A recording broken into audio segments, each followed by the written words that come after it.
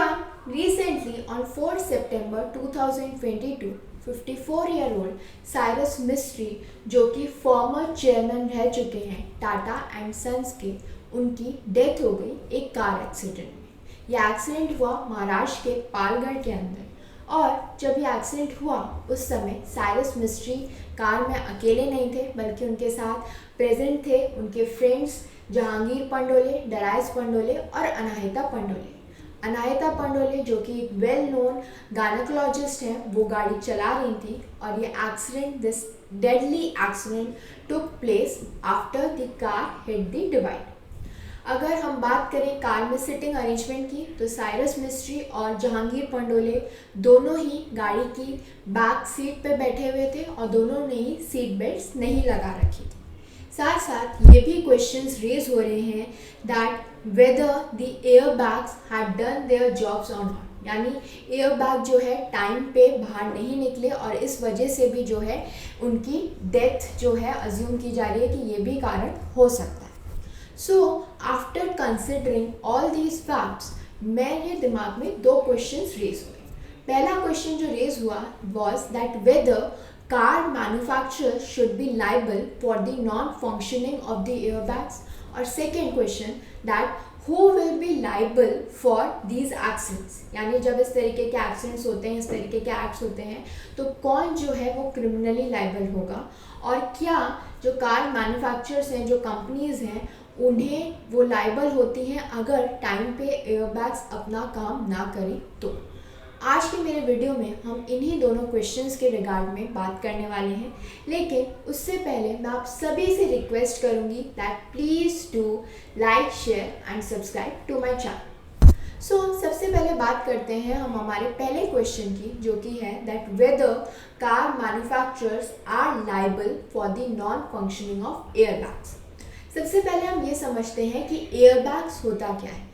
Airbags basically car में fit होते हैं for providing the vehicle occupant with a soft cushioning and restrain during a collision, यानी जब आप कार में बैठे हो, अगर कोलिजन होता है तो उस समय ये कुशन जैसे बाहर निकल आएंगे ताकि आपको चोट ना लग सके, और अगर ये टाइम पे नहीं निकलते हैं तो आपको चोट लगने की जो चांसेस हैं वो काफ़ी बढ़ जाते हैं।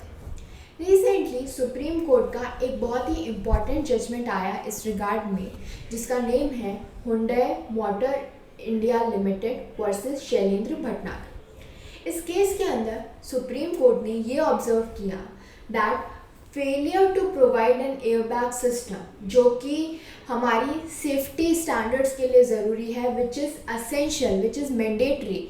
Airbag in a car is mandatory, और इसके रिगार्ड में आप मेरा पूरा वीडियो देख सकते हैं, जिसका लिंक मैंने डिस्क्रिप्शन के अंदर जो है डाल रखा है।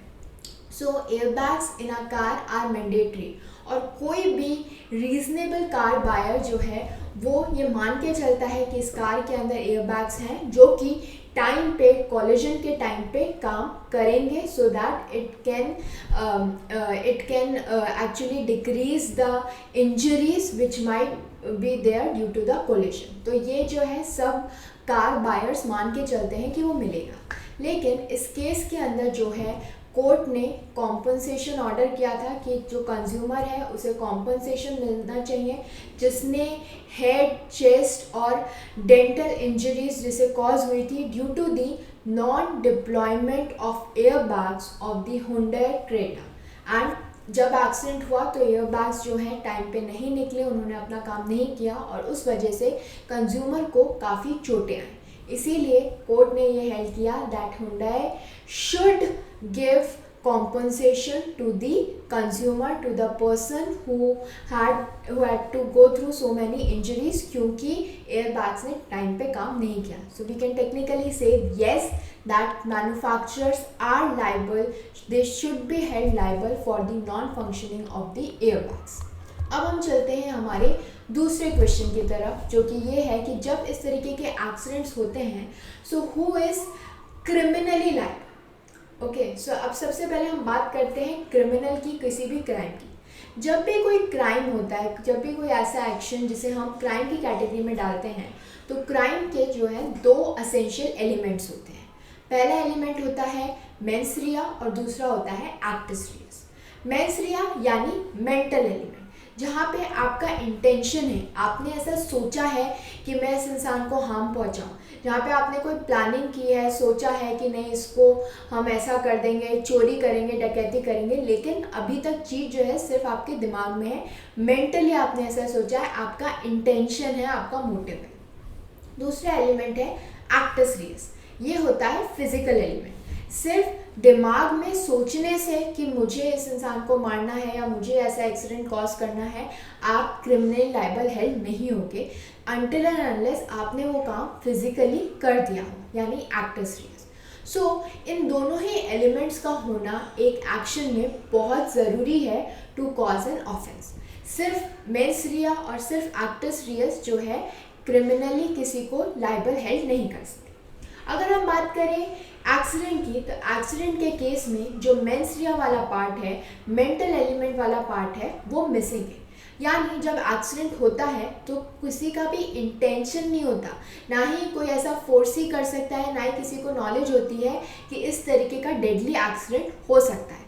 लेकिन क्योंकि ये फिजिकल एलिमेंट है, ये एक्टिस रियस के अंदर फॉलो होगा, फिजिकली काम हो गया है, वो एक्शन हो गया है, भले ही मेंटल एलिमेंट जो है वो एब्सेंट है, इंटेंशन जो है वो एब्सेंट है।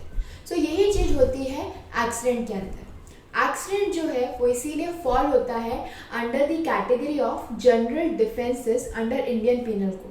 इंडियन पीनल कोड के अंदर जनरल डिफेंसेस का जो चैप्टर है वो हमें जो है एक तरह से प्रिवेंट करता है फ्रॉम पनिशमेंट अगर कोई भी एक्शन इन जनरल डिफेंसेस के अंदर फॉल होता है, और उसी तरीके का एक एक्शन है एक्सीडेंट। एक्सीडेंट को भी एक एक्सेप्शन माना गया है, क्योंकि एक्सीडेंट जब होता है तो उस केस के अंदर जो पर्सन गाड़ी चला रहा है, जो पर्सन जो एक्ट कर रहा है, वो एक्सीडेंट तब माना जाएगा जब वो अनइंटेंशनल है, उसे नॉलेज नहीं है, ना ही उस पर्सन ने फोर्स ही किया कि ऐसा कुछ हो जाएगा। और ये फॉल होता है under section 80 of Indian penal code. So under section 80 जो एक्सीडेंट्स हैं वो जनरल डिफेंसेस हैं which provides immunity to the person from any kind of criminal liability। यानी इस तरीके के एक्शन के लिए किसी भी पर्सन को जो है कोई भी पनिशमेंट नहीं मिलेगा। लेकिन इस सेक्शन 80 के कुछ असेंशियल एलिमेंट्स हैं जो हमें ध्यान में रखने चाहिए, जैसे कि पहला एलिमेंट है that act should be done by accident, गलती से हो गया है, इंटेंशनल नहीं है। जो सेकंड एलिमेंट है कि कोई इंटेंशन या नॉलेज नहीं थी, कोई क्रिमिनल इंटेंशन इसके अंदर इन्वॉल्व नहीं था। तीसरा जो है दैट आप एक लॉफुल काम कर रहे हो एक लॉफुल मैनर में, बाय लॉफुल मीन्स। तो सब कुछ अगर आप लीगली कर रहे हो और तब भी इस तरीके का कोई एक्सीडेंट हो गया तो उस केस में आप लायबल नहीं होगे। और चौथा है जो भी आप काम कर रहे हो, जो भी आप एक्शन कर रहे हो, you have done it with proper care and caution. तो अगर आप ये चारों चीज़ें कर रहे हो तो उस केस में आप सेक्शन 80 के जो एक्सेप्शन है, जो जनरल डिफेंसेस है, उसके अंदर फॉल हो गए और आपको किसी भी तरीके की सज़ा नहीं मिलेगी for causing that particular accident. इसके एक्सीडेंट के इस केस को अच्छे से समझ सकते हैं एक एग्जाम्पल के थ्रू, और इसके लिए हम एग्जाम्पल लेंगे of the case of state versus Rangaswamy. ये 1952 का केस है जहाँ पे ए एंड बी दोनों फ्रेंड्स थे और दोनों ही शूट करने के लिए जंगल में गए। वो शूटिंग के लिए गए थे फॉर शूटिंग वाइल्ड रैट्स। जब उन्होंने दोनों ने ही अपनी पोजीशन ले ली तो उन्हें कुछ थोड़ी टाइम बाद आवाज़ सुनाई थी। ए ने उस आवाज़ से ये समझा कि वो रैट की आवाज़ है और उन्होंने शूट कर दिया, क्योंकि वो शूटिंग के लिए गए थे, वाइल्ड रैट्स को पकड़ने गए थे। लेकिन जब उन्होंने शूट किया तब ये देखा कि इंस्टेड ऑफ रैट बी को वो गोली लग गई है और उस गोली की वजह से बी की डेथ हो गई है। So in this case it was held that A is not liable for the death of B, क्योंकि ये माना गया कि ये जो एक्शन हुआ, ये जो डेथ हुई, it was as a result of an accident, और यहाँ पे कोई भी इंटेंशन, क्रिमिनल इंटेंशन जो है वो प्रेजेंट नहीं था। अगर हम बात करें नॉर्मल एक्सीडेंट्स की, जहाँ पे दो पर्सन जो हैं वो गाड़ी चला रहे हैं और दोनों की गाड़ी टकरा जाती है, कोलाइड हो जाती है, in such cases also the injuries जो दोनों ही ड्राइवर्स को होगी, it will be a case of misfortune. यहाँ पे कोई भी इंटेंशन जो है वो इन्वॉल्व नहीं होगा, क्रिमिनल इंटेंशन इन्वॉल्व नहीं होगा। So I hope this information was helpful to all of you. Please do like, share and subscribe to my channel. Thank you very much.